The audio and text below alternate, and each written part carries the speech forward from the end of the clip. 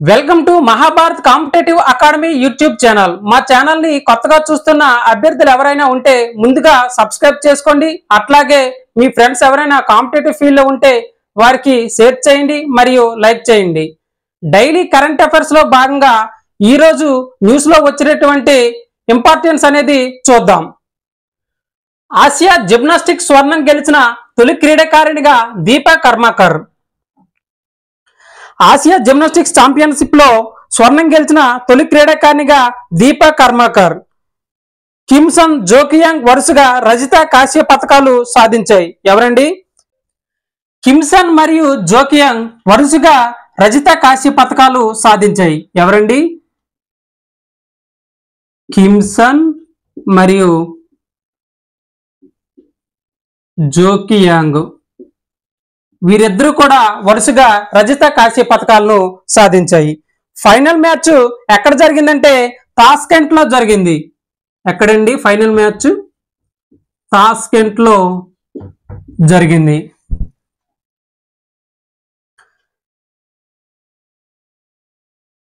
Deepa Karmakar 2016 Rio Olympics లో వాట్లో 4వ స్థానాన్ని దక్కించుకుంది. ఈమె 2016 ఒలింపిక్స్ లో 4వ స్థానాన్ని దక్కించుకుంది. తర్వాత మలేసియా ఛాంపియన్షిప్ లో రన్నర్ అప్ గా నిలిచిన పివి సింధు. మలేసియా సింగిల్స్ ఫైనల్లో వాంగ్ జియి. ఎవరండి? వాంగ్ జియి. వాంగ్ జియి ఈమెది చైనా దేశం అండి. చైనా. ఈమె చేతిలో పివి సింధు పరాజయం పాలైంది.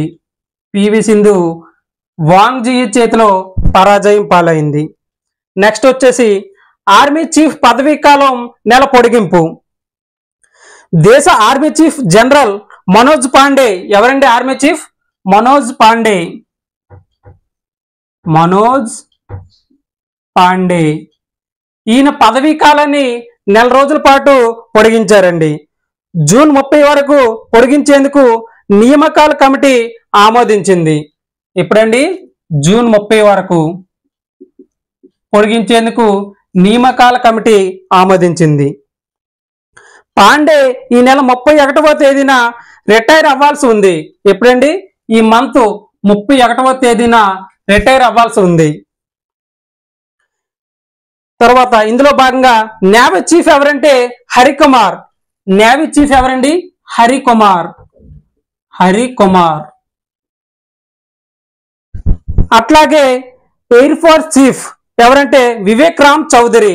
ఎయిర్ ఫోర్స్ చీఫ్ ఎవరండి? వివేక్ రామ్ చౌదరి. తర్వాత DRDO defence research development organisation. DRDO అంటే అర్థం ఏమిటంటే DRDO defence research development organisation. ఇది 1958లో ఏర్పాటు చేశారండి.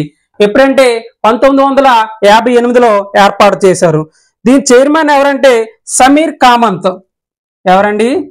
సమీర్ కామత్. ఈయన 2022లో బాధ్యతలు స్వీకరించారు. నెక్స్ట్ వచ్చేసి బంగాళాఖాతంలో రెమల్ తుఫాన్. బంగాళాఖాతంలో ఏర్పడిన ఈ తీవ్ర తుఫాన్ కు రెమల్ అని పేరు పెట్టారండి. ఏమిటండి? రెమల్. రెమల్ అని పేరు పెట్టారు. బంగాళాఖాతంలో ఏర్పడిన ఈ తుఫాను పశ్చిమ బెంగాల్లోని సాగర దీవుల మధ్య. ఎక్కడండి? పశ్చిమ బెంగాల్. పశ్చిమ బెంగాల్లోని సాగర దీవుల మధ్య, అట్లాగే బంగ్లాలోని కేపుపారా మధ్య. ఎక్కడండి? బంగ్లాలోని కేపుపారా మధ్య తీరాన్ని తాకే అవకాశం ఉందని అంచనా వేసింది. ఏమిటండి? తీరాన్ని తాకే అవకాశం ఉందని అంచనా వేసింది. రెమల్ తుఫాన్ పేరును వమన్ దేశం సూచించండి. ఏమిటండి? రెమల్ అనే పేరును ఏ దేశం సూచించిందంటే వమన్ దేశం. వమన్ దేశం ఈ యొక్క పేరును సూచించింది.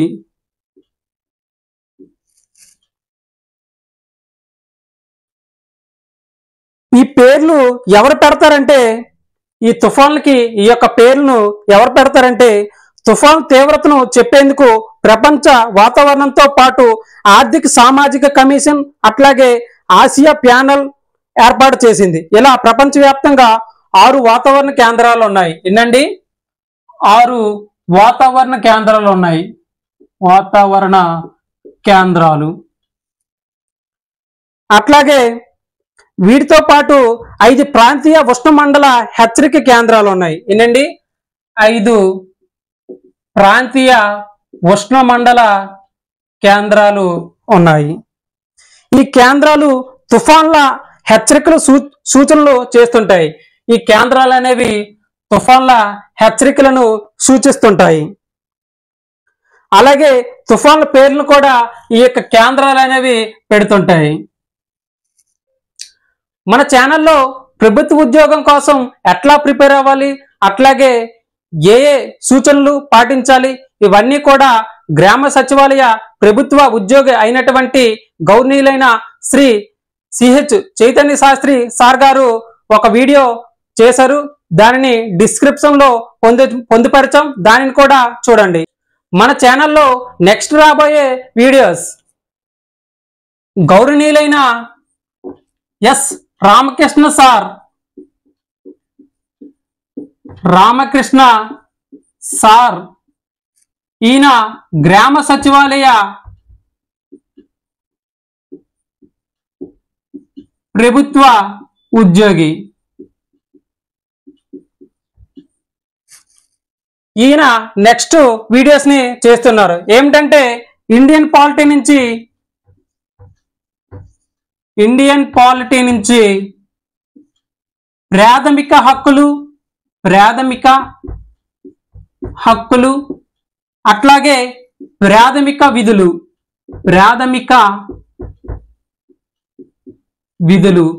మరియు ఇండియన్ ఎకానమీ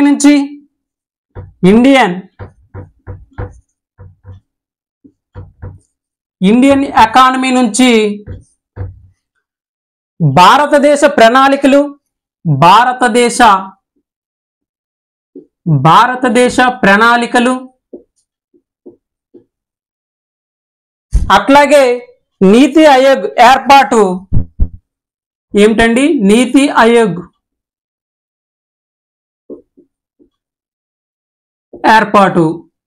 ఈ క్లాసెస్ అన్ని కూడా మన రామకృష్ణ సార్ గారు నెక్స్ట్ వీడియోస్ లో చేయబోతున్నారు. అట్లాగే మా ఛానల్ని ఎవరైనా కొత్తగా చూస్తున్నట్లయితే మా ఛానల్ని ముందుగా సబ్స్క్రైబ్ చేసుకోండి, మరియు షేర్ చేయండి, అలాగే లైక్ చేయండి. Thank you for watching our videos.